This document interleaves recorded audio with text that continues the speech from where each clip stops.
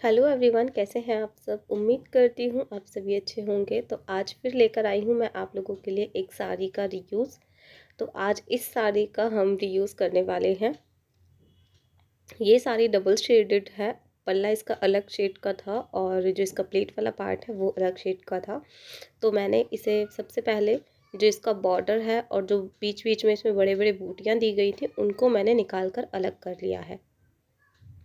और अब हमारे पास ये इस तरीके का फैब्रिक जो है वो बचा है। तो अब हम इसमें से बहुत ही सुंदर सी अपनी ड्रेस बनाएंगे। तो इसमें सिर्फ कुर्ती की वो कटिंग और स्टिचिंग आएगी और नेक्स्ट वीडियो में मैं आपके साथ इसका जो प्लाजो मैंने बनाया है उसकी शेयर करूँगी। तो चलिए स्टार्ट करते हैं। सबसे पहले हम लाइनिंग कट करेंगे। उसके लिए 4 फोल्ड में हमने लाइनिंग को रखा है और इस तरीके से जो भी टेढ़ होगी ऊपर से हम निकाल देंगे। अब यहाँ पर हम ऊपर की तरफ अपना शोल्डर मार्क करेंगे 6.5 इंच, आर्मोल मार्क करेंगे 6.25 इंच। इसके बाद 13.5 इंच पर निशान लगाएंगे और अब यहाँ 19.5 इंच पर हम एक निशान लगाएंगे। और अब यहाँ पर हम लेंगे कुर्ती की लेंथ। जितनी भी आपको लेंथ लेनी है कुर्ती की उससे 3 इंच कम रखेंगे आप अपनी लाइनिंग। तो यहाँ पर मैंने 37 इंच पर निशान लगाया है और उसके साथ ही यहाँ पर मैंने 1.5 इंच अपना फोल्डिंग मार्जिन भी रखा है। इन लाइंस को हम इस तरीके से स्ट्रेट कर देंगे स्केल की हेल्प से और इनके ऊपर हम अपनी फिटिंग के निशान लगाएंगे। सबसे पहले हम यहाँ पर चेस्ट का लगाएंगे। जितनी चेस्ट है उसमें 1.5 इंच ऐड करेंगे, 4 से डिवाइड करेंगे तो ये आपका चेस्ट का आ जाएगा।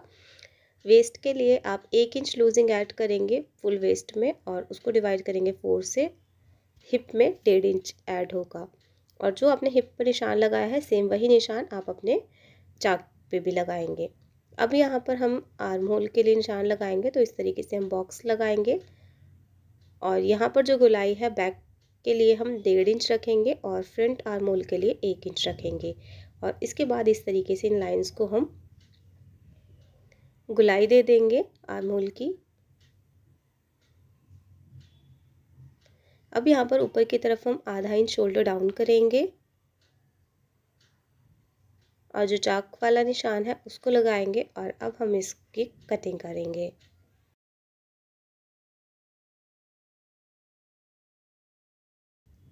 तो देखिए इस तरीके से हमने कटिंग कर ली है। अब हम बैक वाला पैनल निकाल देंगे और जो ऊपर वाला पैनल है वो हमारा फ्रंट पैनल है। तो इसमें हमने जो शेप दी है फ्रंट आर्म होल की उसे हम कट कर लेंगे। तो ये हमारा फ्रंट और बैक इस तरीके से अलग हो जाएगा।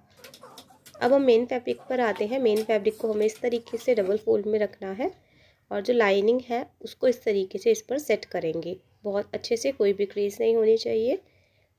अब हमें हमारी जो कुर्ती है उसमें लेंथ बढ़ानी है क्योंकि लाइनिंग हमने कम ली थी 3 इंच।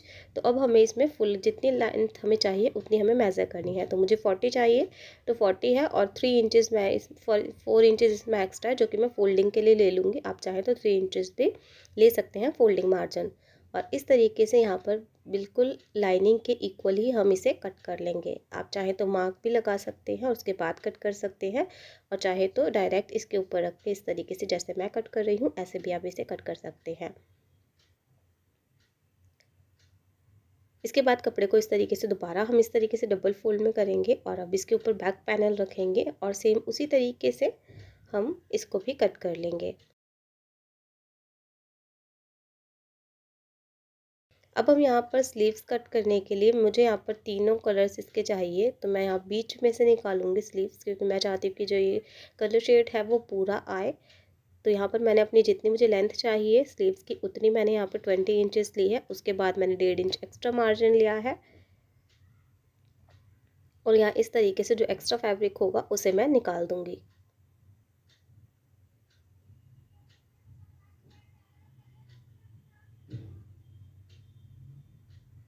तो देखिए इस तरीके से मैंने यहाँ निकाल दिया है। ये कपड़ा चौड़ाई में थोड़ा कम है इसलिए हम इसमें आर्म होल में जॉइंट लगाएंगे। तो कपड़े को मैंने इस तरीके से डबल फोल्ड 4 फोल्ड में रखा है क्योंकि कपड़ा भी हमारा 4 फोल्ड में ही है। तो जॉइंट जो लगेगा वो भी इस तरीके से ही हम काट लेंगे एक साथ। तो अब हम यहाँ पर मेज़र करेंगे हमारा जितना भी बस्ट साइज़ है उसका बस हमें 4th पार्ट लेना है। तो ये हमें लेनी है हमारी चौड़ाई जो हम स्लीव निकालेंगे। आप कोई भी मेज़रमेंट का करें इस तरीके से निकाल सकते हैं। उसके बाद आप इस तरीके से शेप देंगे 3 इंच या 3.25 इंच की गहराई आप देकर इस तरीके से एक तिरछी लाइन बनाएंगे और उसके बाद एक सेंटर पॉइंट निकालेंगे और इस तरीके से आप एक एस, हल्का सा एस ड्रॉ करते हुए ये शेप लगाएंगे। ये आपके स्लीव्स की शेप होती है, बहुत आराम से आप इस तरीके से कर सकते हैं। अब यहाँ पर हमें हमारी जितनी भी गुलाई चाहिए उसको मिलाते हुए हम इस तरीके से शेप देंगे स्लीव की। देखिए ये जो जॉइंट है ये हमारा इस साथ साथ कट चुका है और अब हम इसे इस तरीके से बीच में से भी काट लेंगे। तो ये हमारी दोनों स्लीव्स में लगेगा जॉइंट और ये जो जॉइंट होगा वो बिल्कुल भी विजिबल नहीं होगा। बस ये आप समझ लीजिए जो एक्स्ट्रा मार्जिन फोल्डिंग में जाएगा ना, बस वही हमारा कम है, तो इसलिए ये ज़्यादा नहीं दिखेगा। तो इस तरीके से हम इसे सिल लेंगे। यहाँ पर हम मार्क भी कर लेंगे जिससे कि हमें पता चल जाए कि ये उल्टा या सीधा कहाँ से है। तो अब हम स्टिचिंग करेंगे इसकी। सबसे पहले हम अपने कुर्ती की स्टिचिंग करेंगे, जो हमारे फ्रंट और बैक पैनल है उनको करेंगे। तो आप कोई भी पहले कर सकते हैं। तो मैं यहाँ पर फ्रंट पैनल पहले बना रही हूँ। तो इस तरीके से जो बॉटम पार्ट है लाइनिंग का, उसमें हम इस तरीके से स्टिच लगाएंगे। जो 1.5 इंच हमने एक्स्ट्रा लिया था उसे इस तरीके से हम फोल्ड करेंगे। अब इसके बाद हमें हमारी लाइनिंग और जो मेन फैब्रिक है उसको हमें जॉइंट करना है।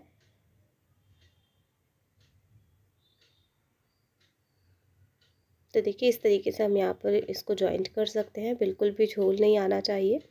बहुत आराम से आप इसे स्टिच करेंगे, चाहे तो आप इसे सुई धागे से भी कच्चा कर सकते हैं। तो इस फ्रंट वाले में हमने लाइनिंग लगा ली है और दूसरे तरीका मैं आपको बताती हूँ कि आप नीचे बस फोल्ड कर लीजिए जो एक्स्ट्रा मार्जिन है लाइनिंग का, और उसके बाद आप इस तरीके से सेंटर में पिन्स लगा लें और साइड से सिलाई लगा लें। तो ये भी बहुत अच्छा तरीका है सेट करने का। अब हम यहाँ पर नेक कट करेंगे। तो नेक की जो चौड़ाई है वो मैंने 3 इंच ली है और जो नेक की लंबाई है वो मैंने गहराई कह सकते हैं 7 इंच ली है। इस तरीके से एक बॉक्स क्रिएट करेंगे और यहाँ पर देखिए ये लगभग 1.5 इंच ऊपर मैंने इस तरीके से मार्क करते हुए कर्व शेप दिया है और ये इस तरीके से हमें शेप देनी है। आप ब्राउन चाहें तो आप ब्राउन भी दे सकते हैं या इस तरीके की चाहें तो इस तरीके की शेप भी आप बना सकते हैं। बस 1 इंच आपको एक्स्ट्रा मार्जिन ज़रूर रखना है। अब इसके बाद सुई से धागा निकाल कर इस तरीके से मैंने यहाँ पर सिलाई लगा ली है इस मार्क के ऊपर ही।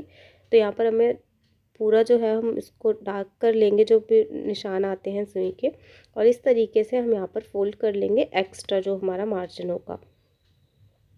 जब आप कट्स लगाकर फोल्ड करते हैं तो काफ़ी अच्छे से फोल्ड आ जाता है। तो जहाँ पे कर्व हो वहाँ कट्स ज़रूर लगाएं और फिर फोल्ड करें। अब हम यहाँ पर मेन फैब्रिक पर इस तरीके से प्लेस करेंगे सेंटर में और इसे हम सेंटर की सिलाई लगाएंगे। उसके बाद जो हमने मार्क लगाए हैं उसके ऊपर हमें जस्ट सिलाई लगाते जाना है।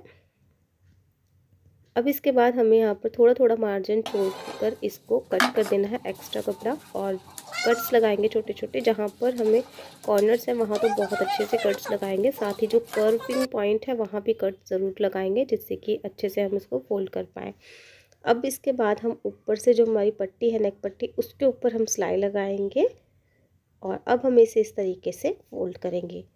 तो इस तरीके से जो हमारी नेक लाइन है वो काफ़ी ज़्यादा फिनिश आएगी और बहुत ही अच्छी लगेगी। तो देखिए इस तरीके से हमारा नेक रेडी हो गया है और इस तरीके से ही हमने यहाँ पर अपनी बैक नेक की कटिंग कर ली है, जो कि 4 इंच इसकी गहराई है और चौड़ाई तो वही सेम ही होगी 3 इंच। और बाकी का प्रोसीजर बिल्कुल सेम है, जैसे पट्टी को फोल्ड करनी है, ऊपर से सिलाई लगानी है। बस हमें यहाँ इसको फोल्ड नहीं करना है ऊपर से, क्योंकि अभी हम इसमें शोल्डर अटैच करेंगे।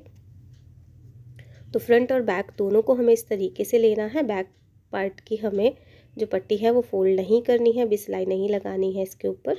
जो पट्टी होगी बैक वाले की वो फ्रंट के ऊपर इस तरीके से हम ओवरलैप करेंगे, देखिए इस तरीके से।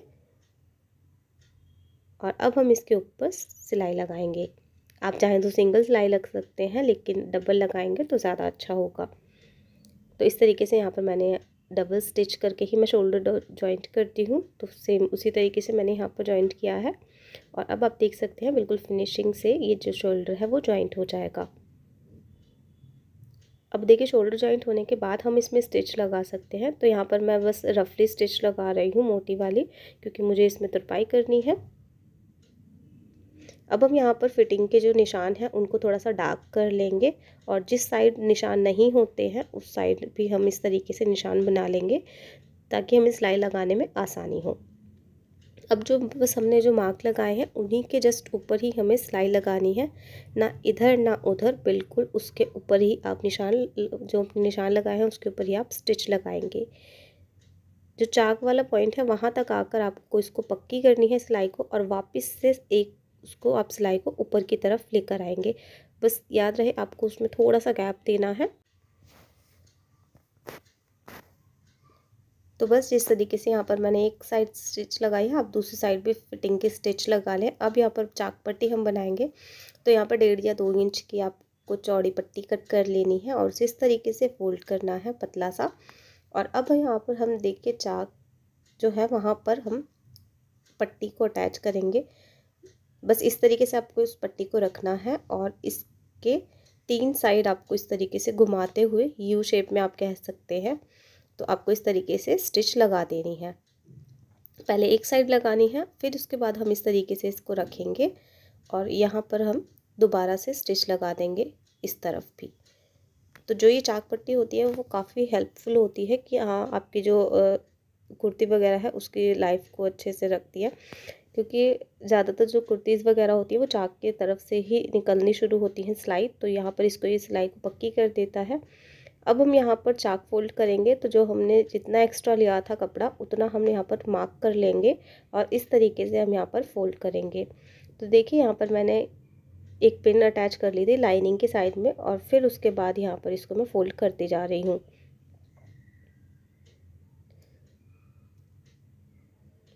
तो याद रखें आप जब भी चाक फोल्ड करें कि आप इक्वल ही फोल्ड करें। अब यहाँ पर बॉटम की तरफ जो हिस्सा है हमने 4 इंच एक्स्ट्रा लिया था मैंने, तो यहाँ पर मैं 2-2 इंच के 2 फोल्ड इसमें लगा रही हूँ। अगर आपने 3 इंच लिया है तो आप 1.5 इंच के 2 फोल्ड लगाएं।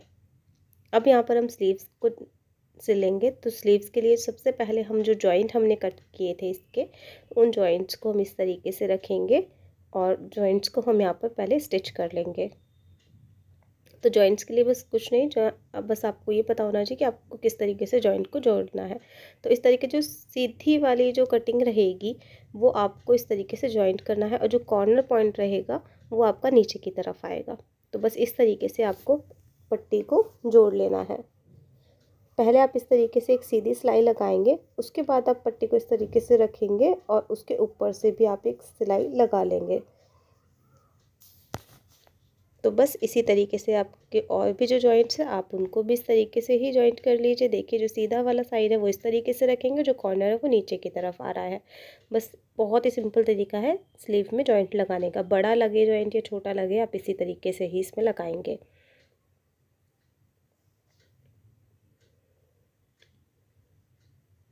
तो दोनों स्लीव्स के जॉइंट मैंने इसी तरीके से लगा लिए हैं, और अब यहाँ पर हमने जो एक्स्ट्रा मार्जिन लिया था फोल्डिंग का उसको हम फोल्ड कर लेंगे।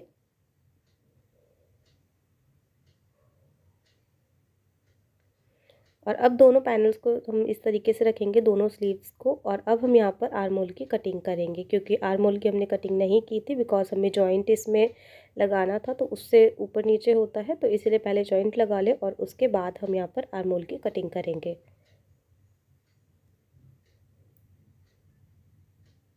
अब यहाँ पर हमने फिटिंग की सिलाई लगा ली है स्लीव में, और उसके बाद हम यहाँ पर स्लीव को जॉइंट करेंगे। स्लीव के लिए भी आप इस तरीके से ही डबल स्टिच ज़रूर लगाएं। अब यहाँ पर जो हमने आर्म होल है, आर्म होल की जो कुर्ती का आर्म होल वाली सिलाई है और स्लीव की जो सिलाई है, उन दोनों को इस तरीके से मैच करते हुए हम इस स्लीव को जॉइंट करेंगे। तो दोनों जो सिलाई है वो आपस में जॉइंट होनी चाहिए, और इस तरीके से हम इसको घुमाते हुए सिलाई लगाते जाएंगे और हमारी जो स्लीव है वो अटैच हो जाएगी। अगर आपने अच्छे से कटिंग की है, आपने ऊपर नीचे नहीं किया है मेजरमेंट, तो बिल्कुल एक्यूरेट आएगा। अदरवाइज़ आप चाहें तो एक बार पहले ही इसको देख सकते हैं मिलाकर कि ऊपर नीचे ना हो और आपका जो काम है वो ना बढ़े। तो देखिए इस तरीके से आपको स्लीव में जॉइंट दिखा रही हूँ, सिर्फ इतना सा ही ये जॉइंट है जो कि दिखने भी नहीं वाला है कि कहाँ ये जॉइंट है।